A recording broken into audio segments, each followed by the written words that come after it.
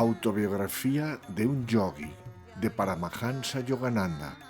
Derechos reservados, Self-Realization Fellowship.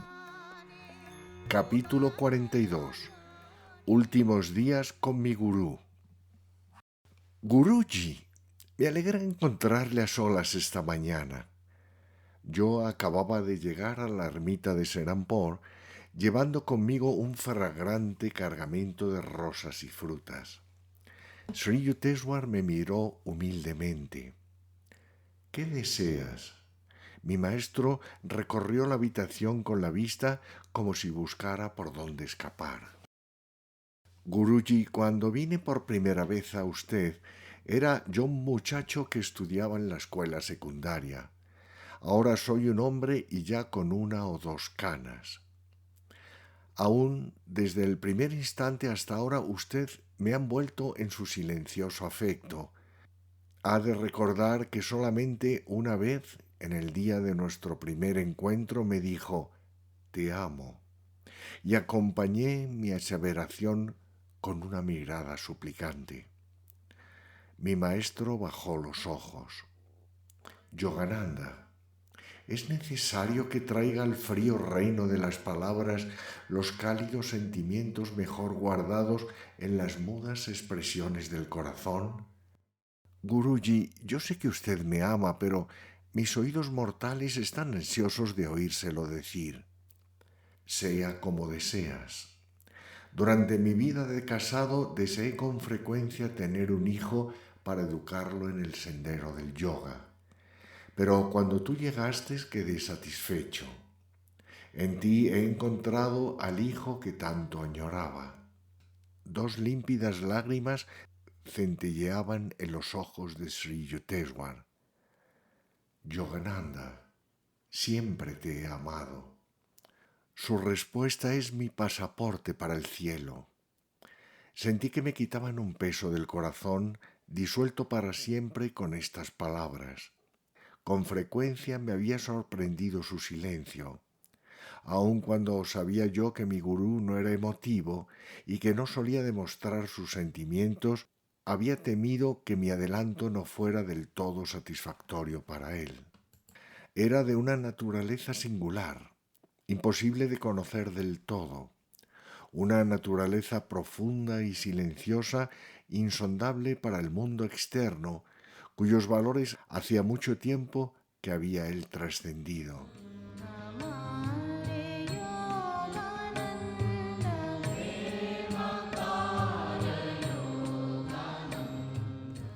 Días después, cuando hablé ante una gran audiencia en el Albert Hall de Calcuta, Sri Yukteswar consintió en sentarse en el estrado junto al Maharaja de Santosh y el alcalde de Calcuta. Si bien el maestro no hizo comentario alguno, le observé de vez en cuando durante mi charla y me pareció que se hallaba satisfecho. Poco después, tuve que dirigir la palabra a los alumnos de la Universidad de Serampore. Al mirar a mis antiguos compañeros de clase, tanto como cuando ellos contemplaban a su antiguo monje alucinado, lágrimas de gozo brillaban en nuestros ojos sin ninguna vergüenza. Mi antiguo profesor de filosofía de dorada palabra, el doctor Ghoshal, vino a felicitarme calurosamente y todos nuestros antiguos malentendidos se habían desvanecido por medio del tiempo, el gran alquimista.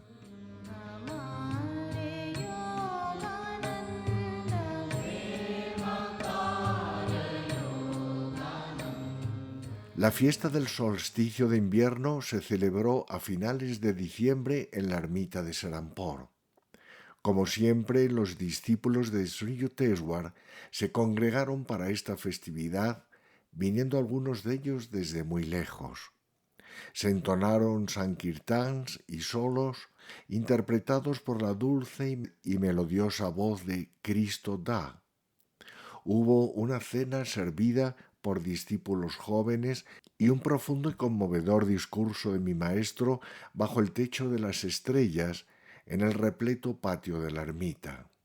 Oh, felices recuerdos de los hermosos festivales de los días ya idos. pero en el festival de esta noche había algo nuevo. Yogananda, por favor, dirige la palabra a la asamblea en inglés. Los ojos de mi maestro centelleaban cuando me hizo esta doble y rara petición. ¿Recordaría acaso el grave compromiso en que me vi a bordo del barco en el que me dirigí a América antes de pronunciar mi primera conferencia en inglés? Le conté a la audiencia, compuesta de hermanos discípulos, lo que me había sucedido en el barco, terminando con un fervoroso y sincero homenaje a nuestro gurú. Su omnipresente guía ha estado conmigo no únicamente en el barco, concluí, sino también durante mis 15 años en el vasto y hospitalario territorio de América. Después de que los huéspedes hubieran partido, Sri Yukteswar me llamó a su antigua recámara, donde una sola vez, después de una festividad similar, años atrás, me había permitido que durmiera en su cama de madera. Esta noche mi maestro estaba tranquilamente sentado en medio de un semicírculo formado por discípulos. Yogananda, ¿vas a marcharte de Calcuta? Por favor, regresa mañana. Tengo algo que decirte. A la tarde siguiente, con unas sencillas palabras de bendición, Sri Yukteswar me confirió el título monástico de Paramahansa.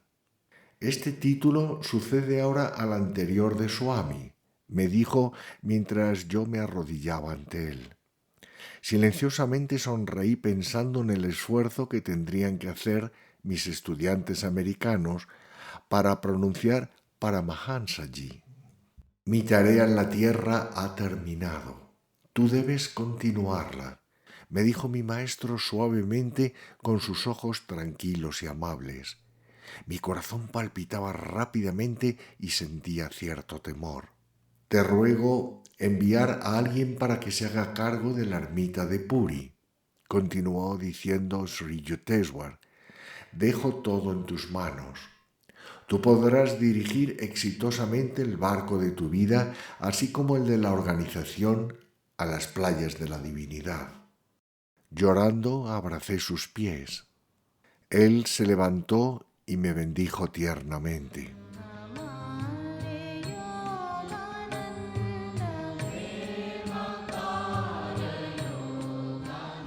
Al día siguiente, llamé a Ranchi a un discípulo, Swami Sivananda, y le envié a Puri a hacerse cargo de los deberes de la ermita.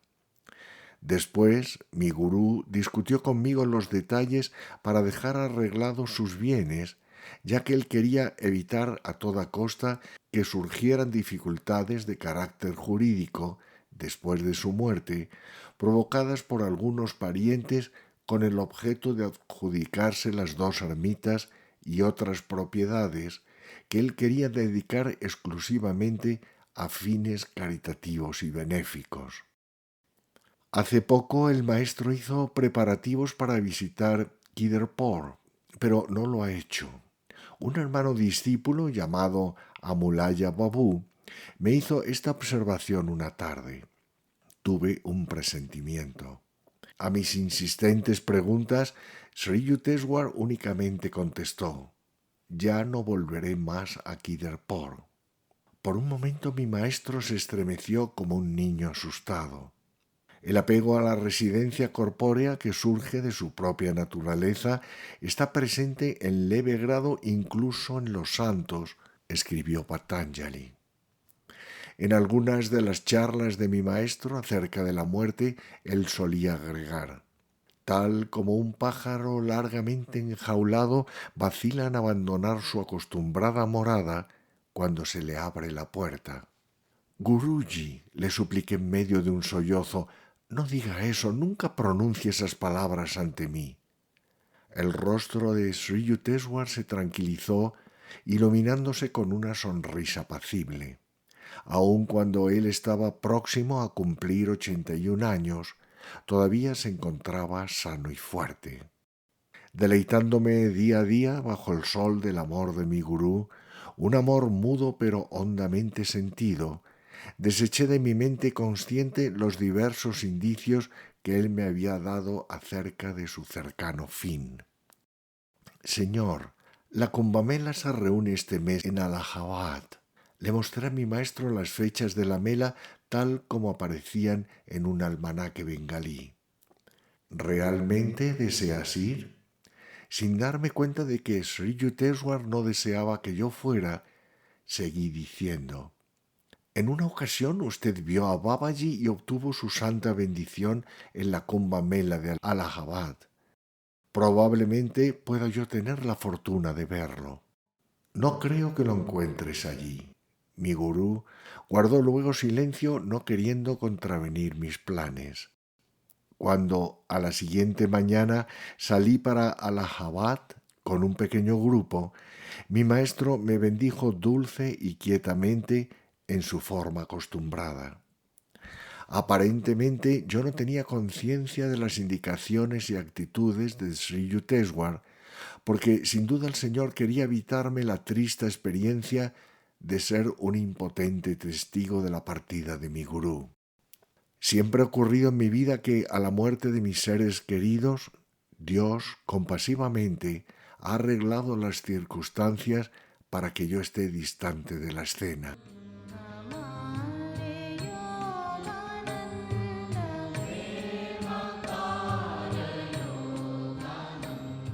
Nuestra comitiva llegó a la Kumbh-Mela el 23 de enero de 1936. El oleaje de una muchedumbre de cerca de 2 millones de personas constituía un espectáculo imponente, avasallador. El genio peculiar en la gente de la India es la innata reverencia, presente incluso en el más humilde campesino, por la magnificencia del espíritu y por los monjes y sadhus que han abandonado las ataduras terrenas para tratar de anclarse en la divinidad. También, por supuesto, hay impostores e hipócritas, pero en la India se respeta a todos por el bien de los pocos que iluminan la tierra con sus supremas bendiciones. Los occidentales, que contemplaban aquel grandioso e imponente espectáculo, tenían la oportunidad única de sentir el pulso de este país, el ardor espiritual al cual la India le debe su invulnerable vitalidad ante los golpes del tiempo. El primer día lo pasó nuestra comitiva en total observación. Había innumerables peregrinos que se sumergían en las aguas del sagrado Ganges para la remisión de sus pecados. En otra parte vimos a sacerdotes brahmines celebrar solemnes rituales de adoración. Más allá había ofrendas devocionales colocadas a los pies de los silenciosos sanyasines, una hilera de elefantes enjaezados, caballos engualdrapados y camellos de paso lento de Rajputana, seguidos por un peculiar desfile de desnudos sadhus, ondeando cetros de oro y plata o banderas y banderines de aterciopelada seda. Anacoretas, vestidos únicamente con taparrabos, se sentaban silenciosamente en pequeños grupos, sus cuerpos cubiertos con las cenizas que los protegían del calor y del frío. El ojo espiritual estaba vívidamente representado sobre sus frentes con una mancha de untura de sándalo. Swamis con la cabeza afeitada se veían por millares, con sus túnicas ocres, sus callados de bambú y sus cuencos para limosnas. Sus rostros resplandecían con la paz de aquellos que han renunciado a lo mundano. Mientras caminaban, sostenían pláticas filosóficas con sus discípulos. Aquí y allá, bajo los árboles, ardían grandes hogueras alrededor de las cuales se congregaban pintorescos sadhus de cabello trenzado y enrollado encima de la cabeza. Algunos tenían barbas de varios palmos de largo, rizadas o anudadas. Meditaban quietamente o extendían sus manos en señal de bendición a los transeúntes que por allí pasaban.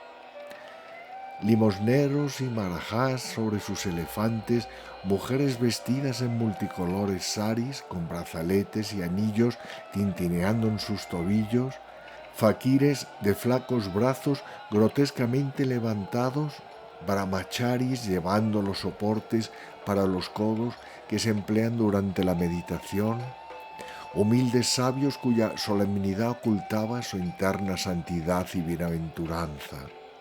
En lo alto, por encima de toda aquella ola humana, se escuchaban las incesantes campanas de los templos.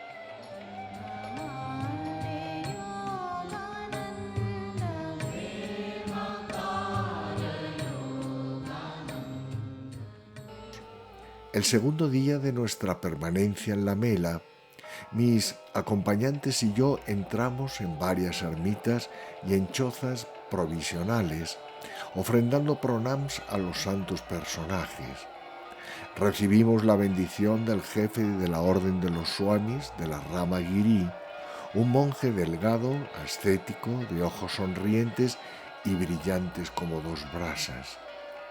Nuestra siguiente visita fue a una ermita cuyo gurú había observado durante los últimos 9 años el voto del silencio y estaba sujeto a una dieta absoluta de frutas. En la plataforma central de la ermita se encontraba sentado un sadhú ciego de nombre Prajna Chakshu, profundamente docto en los shastras y altamente reverenciado por todas las sectas. Después de que ofrecí un breve discurso en hindi sobre el Vedanta, nuestro grupo dejó aquel tranquilo recinto para saludar a un swami que se hallaba cerca. Krishananda, un monje de agradable aspecto, mejillas sonrosadas y hombros imponentes. Echada cerca de él estaba una leona doméstica. Habiendo sucumbido al magnetismo espiritual del monje, y no estoy seguro que a su fuerza hercúlea, el animal de la jungla rehusaba toda clase de carnes, prefiriendo el arroz y la leche. El swami había enseñado al animal de piel rojiza a pronunciar Om con un profundo y atractivo rugido. Una leona devota.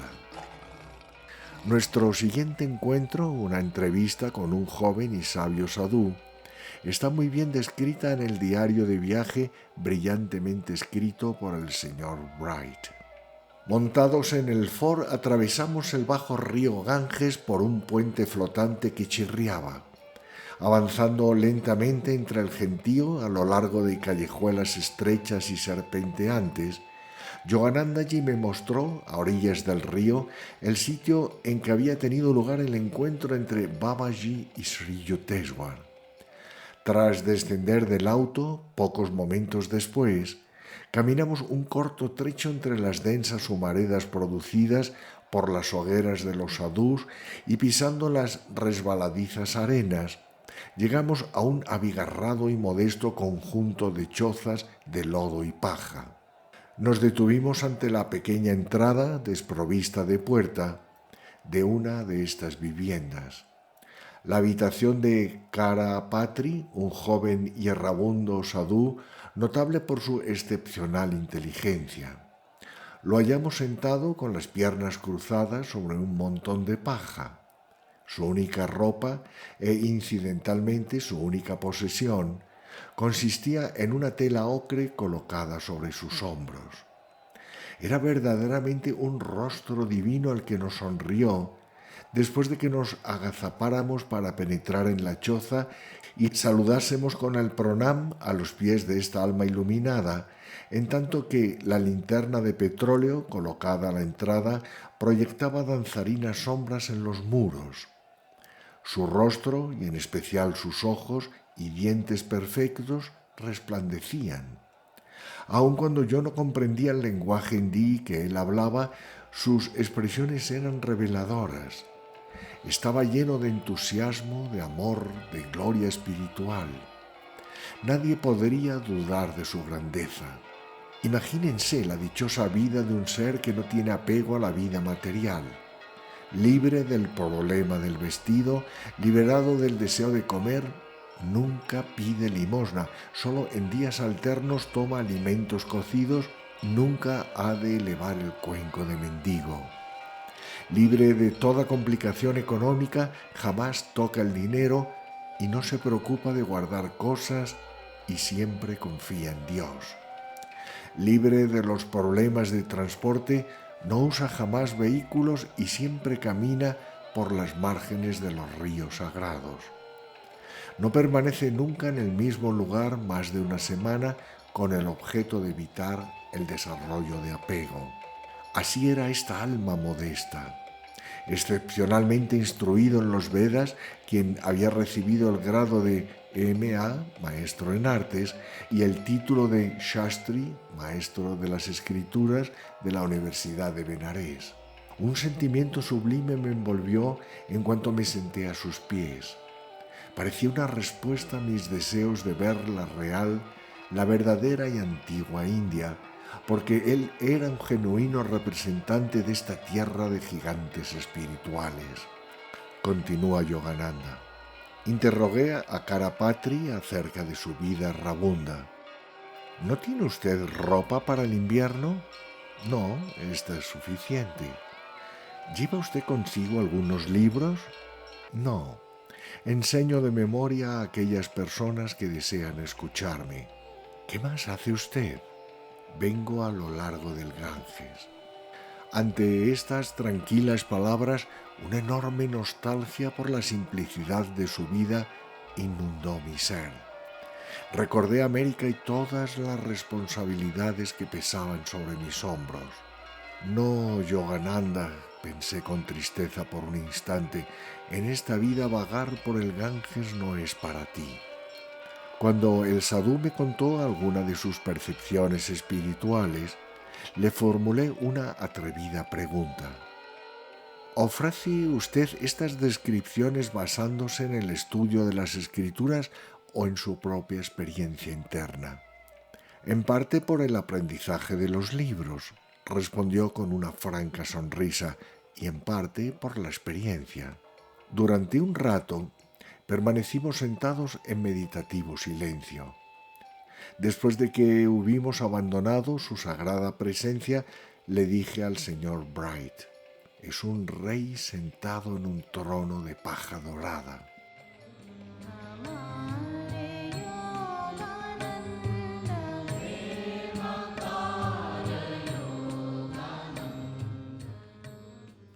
Esa noche cenamos en los terrenos de la Mela bajo el cielo estrellado, comiendo en hojas de plátano, sujetas entre sí por unos palitos que hacían las funciones de platos.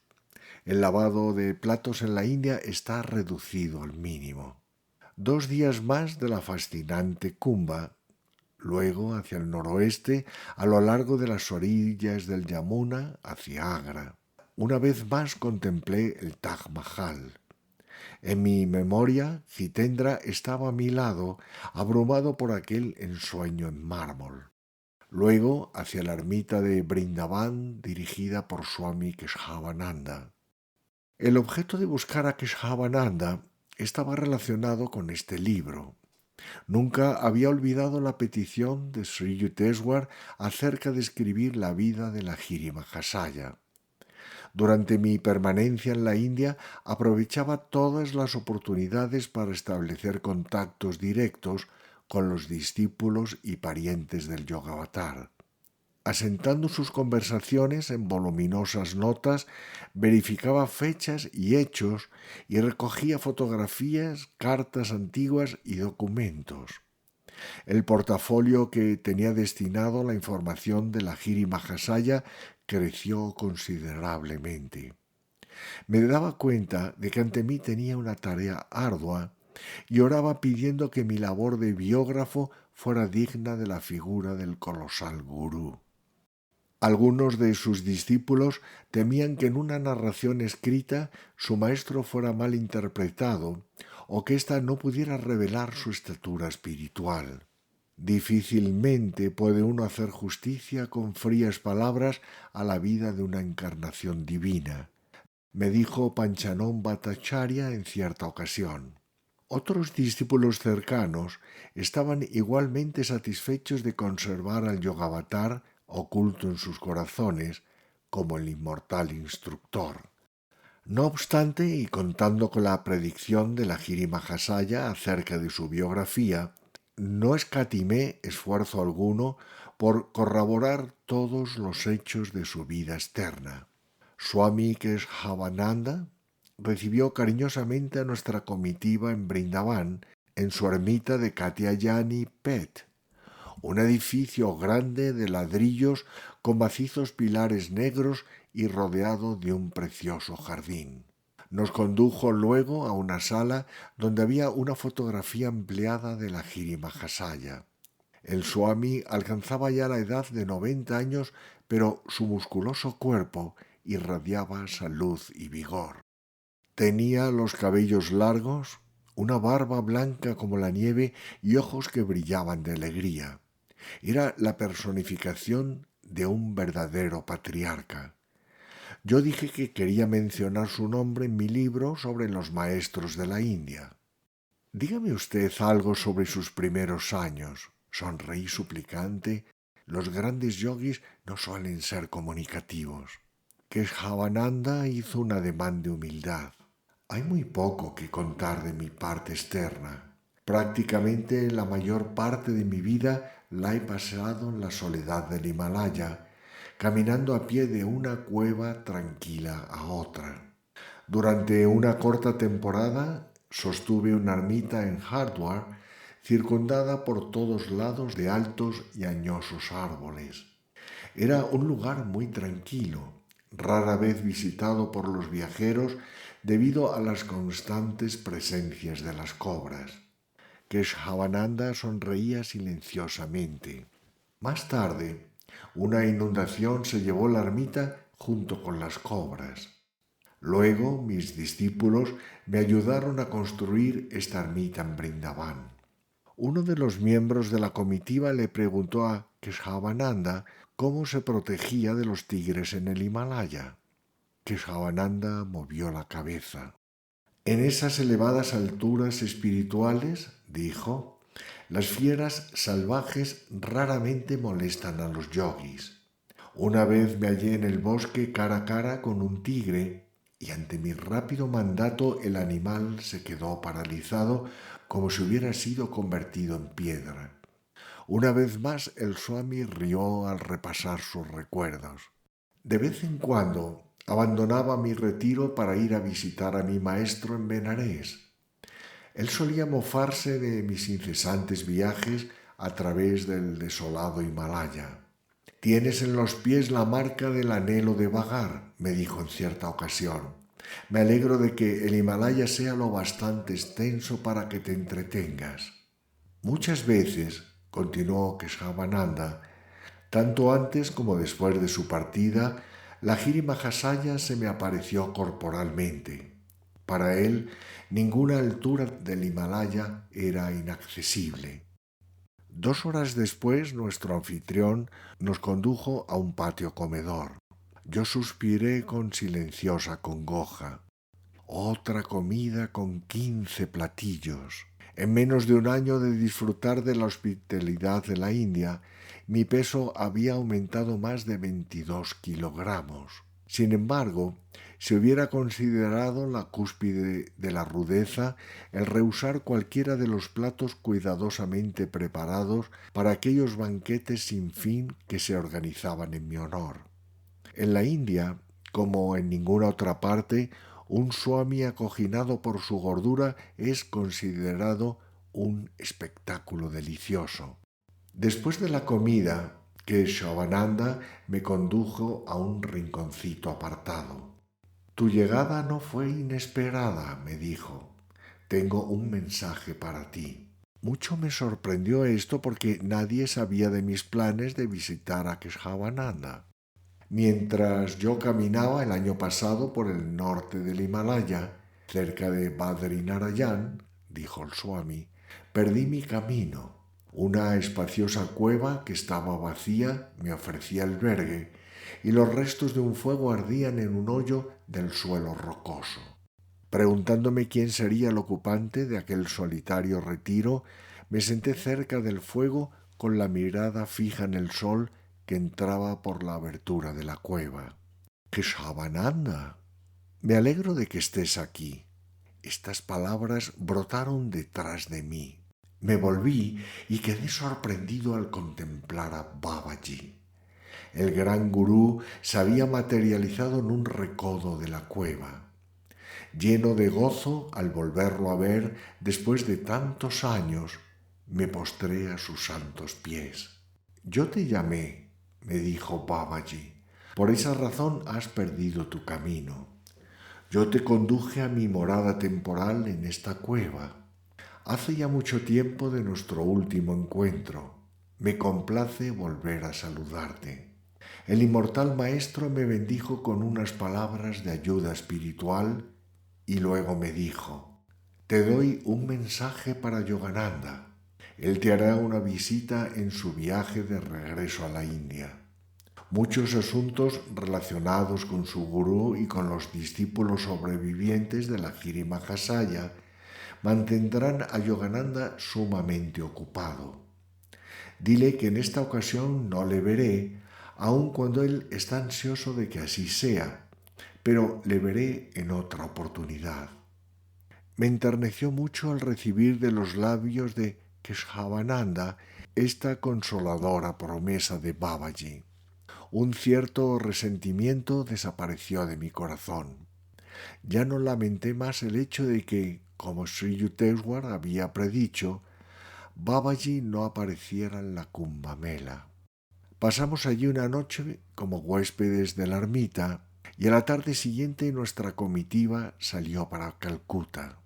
Al atravesar el río Yamuna, gozamos del magnífico espectáculo del crepúsculo en el horizonte de Brindavan. Era como si el sol estuviera poniendo fuego a todo el cielo, una verdadera fragua de Vulcano que se reflejaba sobre las tranquilas aguas del río. La ribera de Yamuna está santificada por los recuerdos de la niñez de Sri Krishna. Allí se entretenía él con sus inocentes y dulces lilas, juegos, con las gopis, doncellas, ejemplificando el amor supremo que existe entre una encarnación divina y sus devotos. La vida de Sri Krishna ha sido mal interpretada por muchos comentaristas occidentales. Las alegorías de las escrituras son desconcertantes cuando su interpretación se hace literalmente. El irrisorio error de un traductor ilustrará mejor este punto. La historia se refiere a un inspirado santo medieval, el zapatero remendón Ravidas, quien cantó en los sencillos términos de su oficio la gloria espiritual oculta en toda la humanidad. Bajo la inmensa bóveda azul mora la divinidad envuelta en su piel de cuero. Apenas puede uno ocultar una sonrisa al oír la burda interpretación del poema de Ravidas hecha por un escritor occidental. Después construyó una choza, colocó en ella un ídolo de cuero hecho por él y se puso a adorarlo. Ravidas era un hermano discípulo del gran Kabir. Uno de los chelas más eminentes de Ravidas fue la Rani de Chitor. Ella invitó a un gran número de brahmines a una fiesta en honor de su maestro, pero estos rehusaron comer con un zapatero remendón. Cuando se apartaron y se sentaron con toda la dignidad de su alcurnia para comer sus alimentos no contaminados, ¡oh sorpresa!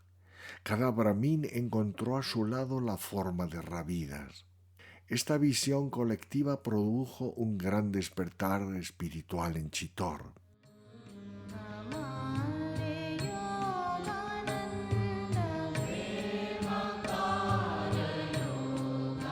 En pocos días nuestro pequeño grupo llegó a Calcuta. Ansiosos por ver a Sri Yukteswar, me descorazoné al enterarme de que él había abandonado Serampore y que actualmente se hallaba en Puri, a 483 kilómetros al sur. Ven inmediatamente a la ermita de Puri. Este telegrama fue enviado el día 8 de marzo por un hermano discípulo, Atul Chandra Roy Chaudhry, uno de los chelas de mi maestro en Calcuta.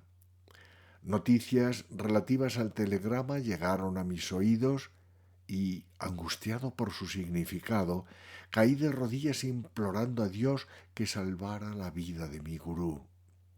Cuando estaba a punto de abandonar la casa de mi padre y tomar el tren, una divina voz habló dentro de mí. No vayas a Puri esta noche. Tu oración no puede ser concedida. Señor, exclamé anodadado por el dolor, ¿no querrás que tú y yo entremos en antagonismo en Puri, donde negarás mis súplicas por salvar la vida de mi maestro? ¿Acaso ha de partir a tu mandato para cumplir deberes más elevados? En obediencia al mandato interno no salí esa noche para Puri. La siguiente noche me dirigí a tomar el tren. En el camino, a las 7, una negra nube astral cubrió repentinamente el cielo. Más tarde, mientras el tren rugía rumbo a Puri, Sri Yukteswar apareció ante mí. Estaba sentado con grave semblante y una luz a cada lado de él. ¿Todo ha terminado?, pregunté suplicante, elevando los brazos. Él asintió, moviendo la cabeza, y desapareció lentamente. Cuando me hallaba en el vestíbulo del tren a la mañana siguiente, en Puri, todavía esperando contra toda esperanza, un desconocido se me acercó. ¿Ya sabe usted que su maestro se ha marchado? Luego me dejó sin darme ninguna explicación. Nunca llegué a saber quién fue aquel hombre ni cómo supo él dónde encontrarme. Anonadado me apoyé en las paredes del vagón, dándome cuenta de que mi maestro estaba tratando de comunicarme la noticia por diferentes medios. Saturada de un ímpetu de rebeldía, mi alma era como un volcán en erupción. Cuando llegué a la ermita de Puri, me hallaba al borde del colapso. La voz interna me repetía tiernamente: tranquilízate, ten calma. Entré al cuarto de la ermita donde se encontraba el cuerpo del maestro. Como si conservara la vida, estaba sentado en la postura del loto. Era la personificación de la salud y el encanto. Un poco antes del trance final, mi maestro se había sentido ligeramente indispuesto y tuvo un poco de fiebre, pero un día antes de su ascensión al infinito, su cuerpo estaba perfectamente bien. No importaba cuántas veces contemplara su amada figura, no podía creer que su vida ya hubiera partido. Su piel era tersa y suave. En su rostro existía una beatífica expresión de tranquilidad. Conscientemente había abandonado su cuerpo a la hora del llamado místico. El león de Bengala ha partido, lloraba yo abatido. Dirigí los ritos solemnes el 10 de marzo. Sri Yukteswar fue sepultado según el antiguo ritual de los swamis en el jardín de la ermita de Puri. Después, sus discípulos llegaron tanto de lejos como de las proximidades para honrar a su gurú con servicios conmemorativos en el equinoccio de primavera. El Amrita Bazar Patrika, principal periódico de Calcuta, engalanaba sus páginas con el retrato de Sri Yukteswar, bajo el cual se podía leer el siguiente comentario.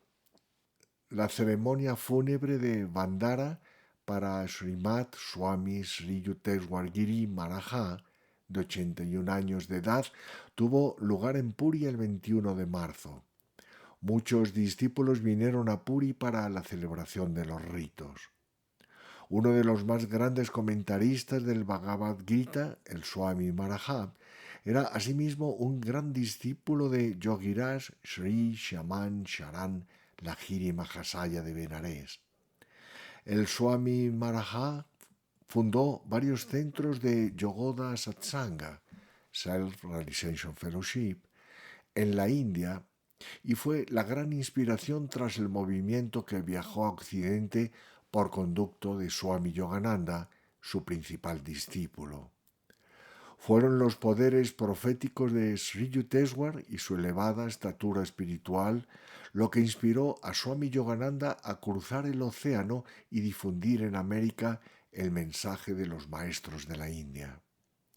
Sus interpretaciones del Bhagavad Gita y otras escrituras dan testimonio del profundo conocimiento sobre la filosofía tanto oriental como occidental que tenía Sri Yukteswar y arrojan luz sobre la unidad existente entre Oriente y Occidente.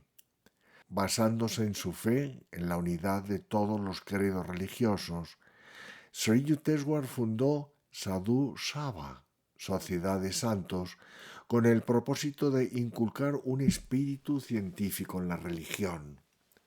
En dicha sociedad cooperaron líderes de diferentes confesiones y credos.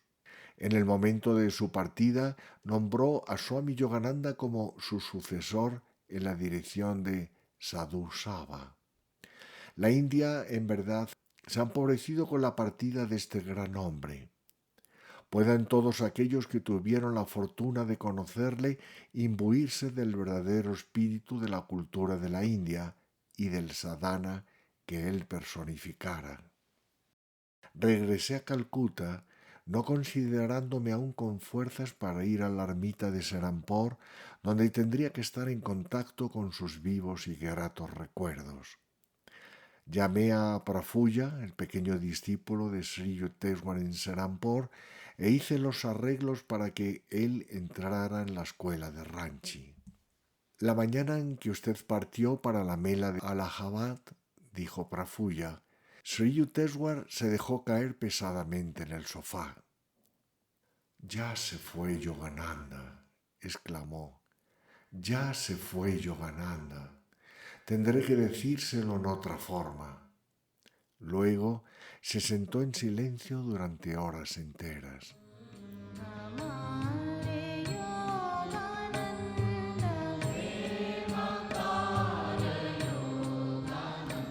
Los días siguientes estuve ocupado en conferencias, clases, entrevistas y reuniones con antiguos amigos.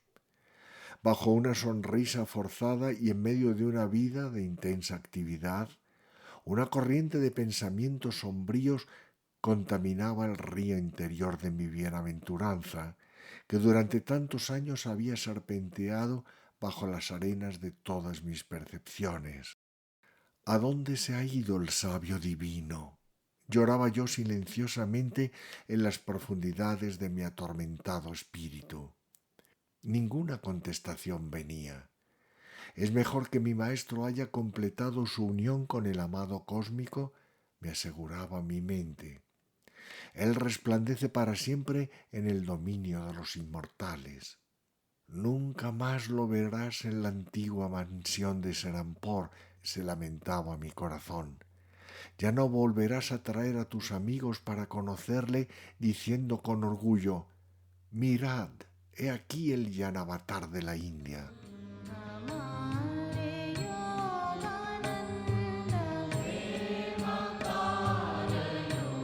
El señor Bright hizo los preparativos para que nuestra comitiva se embarcara hacia Occidente en el puerto de Bombay en los primeros días de junio.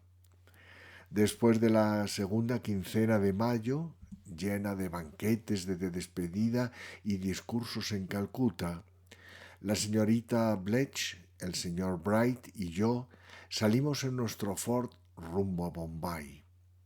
A nuestra llegada, las autoridades del barco nos pidieron que canceláramos nuestros pasajes, ya que no era posible conseguir acomodo para el Ford, el cual necesitábamos otra vez en Europa. No importa, dije con tristeza al señor Bright. Quiero ir una vez más a Puri. Y silenciosamente agregué, dejen que mis lágrimas rieguen una vez más el sepulcro de mi maestro.